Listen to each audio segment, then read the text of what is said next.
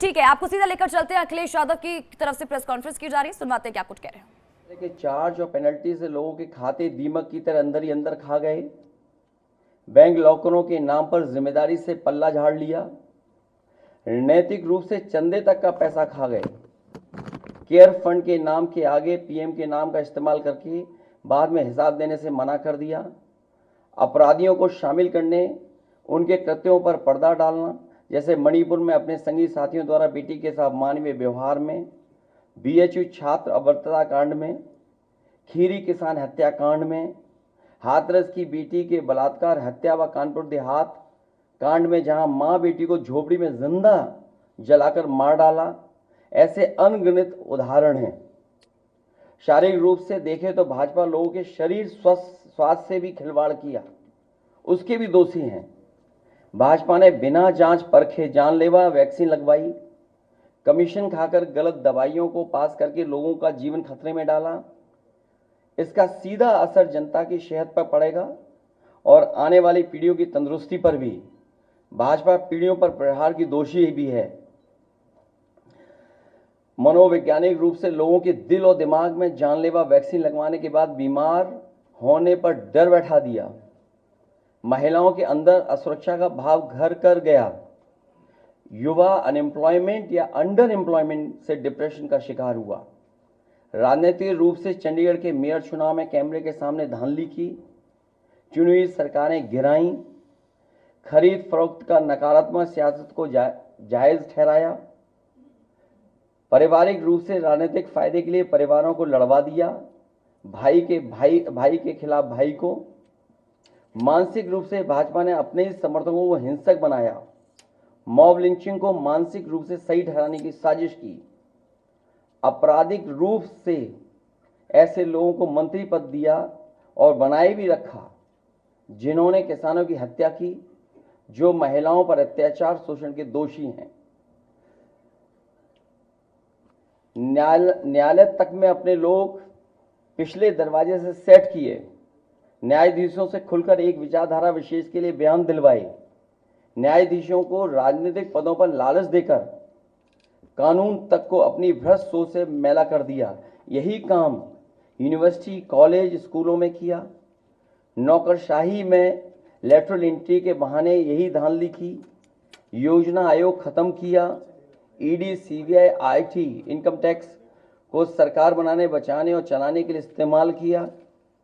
झूठे आंकड़ों से देश और दुनिया को छला, जिससे अंतर्राष्ट्रीय स्तर पर भारत को विकासशील देशों की श्रेणी से बाहर करने की बात से देश की शर्मिंदगी झेलनी पड़ी। विदेशों में बैठे भारतीयों को अपमान झेलना पड़ा। दुनिया में डंका बजाने की बात करने वालों का ही ढोल पिट गया। विकास व रोजगार के झूठे आंकड़े देकर ठगा।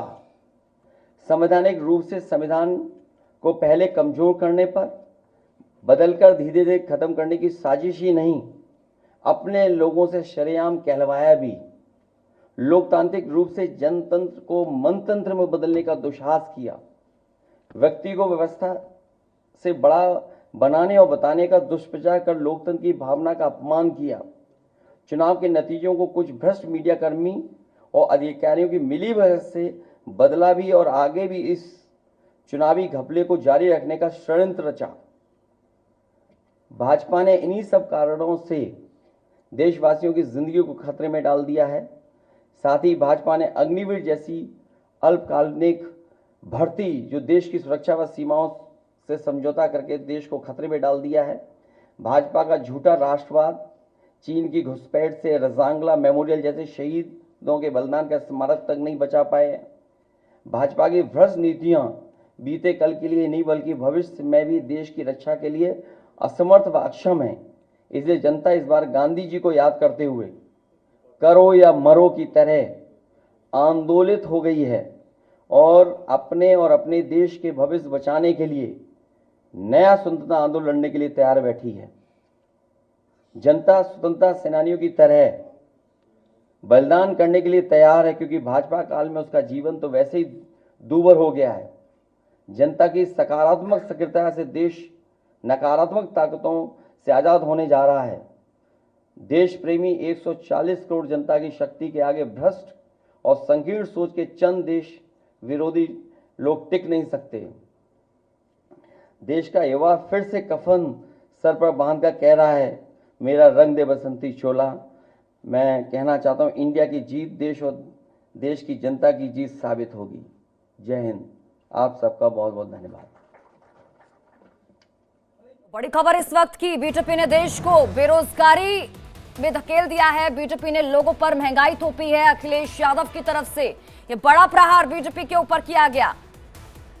तो बड़ी जानकारी आप तक पहुंचा रहे हैं कई मुद्दों को लेकर, चाहे हम हाथरस घटना की बात करें, मणिपुर की घटना की बात करें, मॉब लिंचिंग, महंगाई, बेरोजगारी, हर मुद्दे पर बीजेपी को आड़े हाथों अखिलेश यादव की तरफ से लिया गया। उन्होंने कहा लोगों के भविष्य के साथ खिलवाड़ किया है बीजेपी ने। वैक्सीन को लेकर भी यहां पर बड़ा हमला बोला गया है अखिलेश यादव की तरफ से।